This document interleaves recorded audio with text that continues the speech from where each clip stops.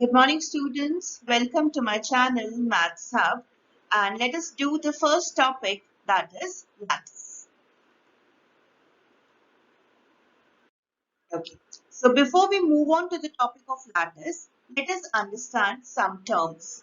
So the first term that we need to understand is a partially ordered set or a POSET.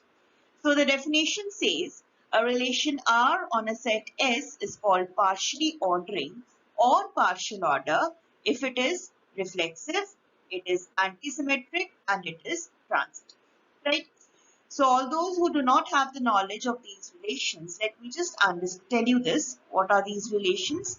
Now relation is always a subset of A cross A, right? This is a Cartesian pair A cross A. So we have elements of the type of A comma A in this, right? So now what is a reflexive relation? A reflexive relation is that suppose if I have a set A as 1, 2 and 3. So reflexive means that I have to take same pair of elements. A comma A type of element should belong to R, right? So that means in this case, the reflexive relation will contain the pairs 1 comma 1, 2 comma 2 and 3 comma 3. So if I have any relation which have the same pair of elements and all the pairs must be present, then it is called a reflexive relation. Next is a antisymmetric relation. Now what is antisymmetric? Antisymmetric means that if A comma B belongs to R and B comma A also belongs to R, then A should be equal to B. Both these elements must be equal to each other. Let's take an example and understand this. Now suppose if I have my set A as all those sets, right? Suppose I have the set A as all the sets, or you can say the universal set. This is my set A. And I define a relation R as I will be choosing subsets X contained in Y, right? So let's see whether this relation is an antisymmetric relation or not. So suppose if I take X contained in Y and Y contained in X. So what does it imply? Will it imply that X is equal to Y? So I need this condition.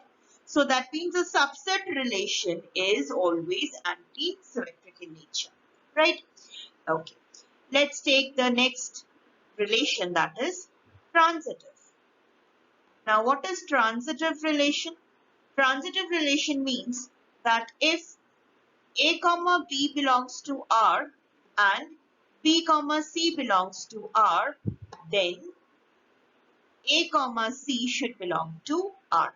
That means when we are choosing the pairs, in the pair B should be the common element and we'll drop that element and we'll get A comma C belonging to R. For example, if I have 1 comma 2 in R and 2 comma 3 in R, then drop 2, so you should get the element 1 comma 3 in R. If 1 comma 3 is in R and all these type of elements are in R, then we will declare that the given relation is transitive, right? So now when we are talking for partial ordering, the relation must be reflexive, it must be antisymmetric, and it must be transitive, right? Okay. So that type of relation is called partial ordering, and the set together with the partial ordering is called the partially ordered set, right? And how do we denote a partially ordered set? It is denoted with, it is said as a POSET.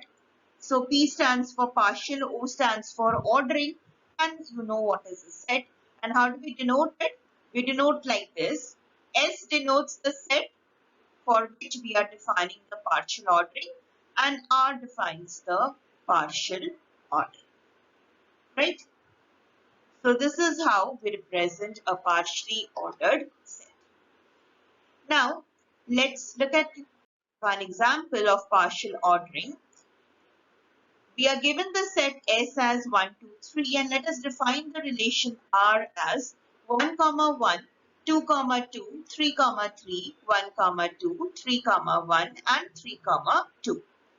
So let us understand whether this is reflexive, antisymmetric, and transitive. Now for reflexive, since it is defined on the set 1, 2, 3, so all the elements, pairs 1, 1, 2, 2, and 3, 3 must be there in the relation. So you can clearly see that these elements are there in the relation, right?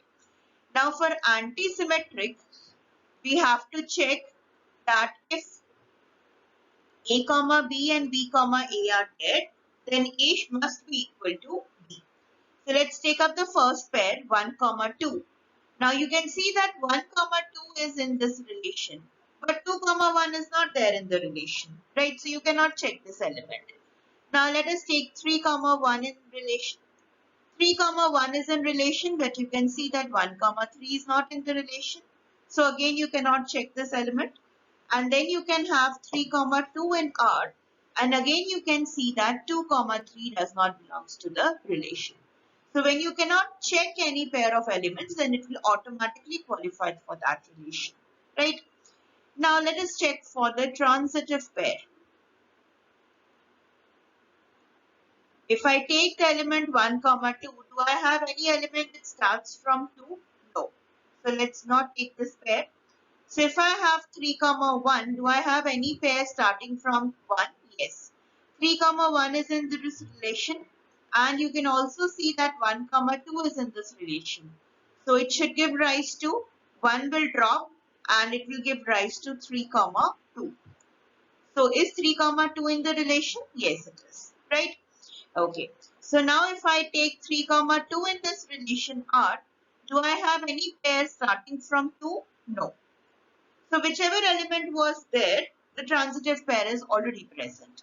So this relation satisfies reflexive property also, antisymmetric property also, and transitive property also. And hence, this relation is a partial ordering, right?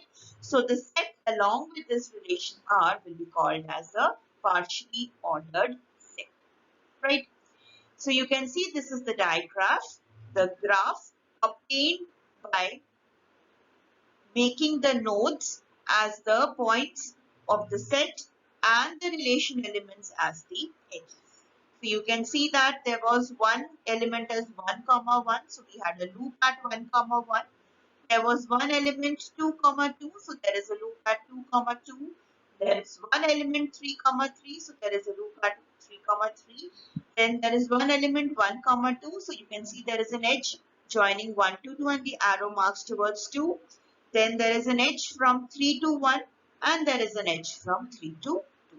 So this is a visual representation of this relation, right? Okay. The next thing that you should know is a comparable and incomparable elements. Now, what are comparable and incomparable elements? Generally, when we talk about real numbers, so comparable elements means that you are comparing 1 with 2. You can say that 1 is less than 2, right?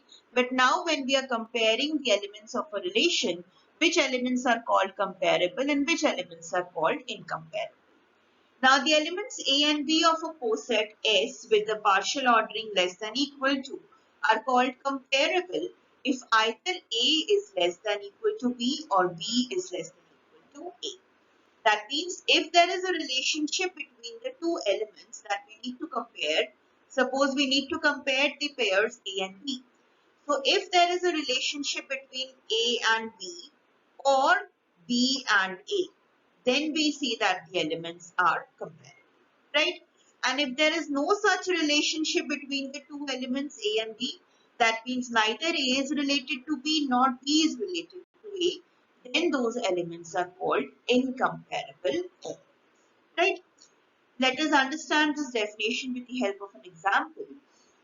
Now, let us see that we are given the set as ABC and the relation is the power set of A, B, C along with the subset notation.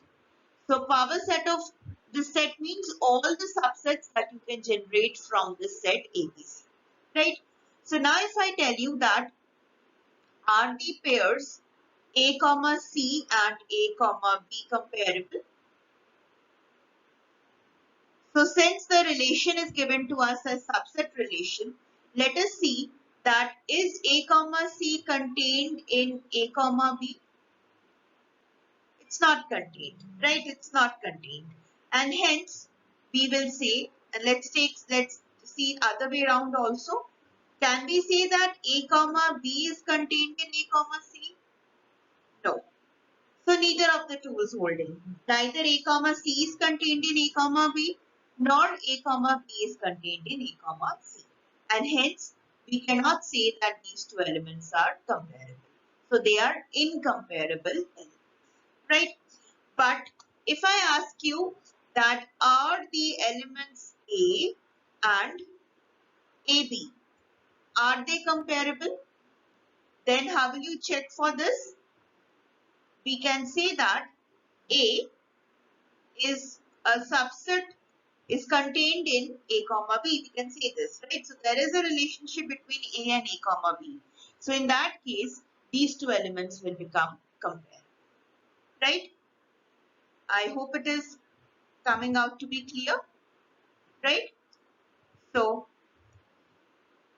similarly, if I say that is B and A comma B comparable, so you can always check that B is contained in A comma B, and hence these two elements are again comparable, right? Let's take another example and see this concept of comparable and incomparable elements. So we are given the POSET Z plus along with the relation as less than equal to, and we need to check whether the integers 3 and 9 are comparable or not. So let's see, is there a relationship between 3 and 9? Can we say that 3 is less than equal to 9? Yes, we can always say this. So for comparable elements, as the definition said, that either A is related to B or B is related to A. In that case, we will say that they are comparable. So obviously 3 and 9 are comparable elements, right?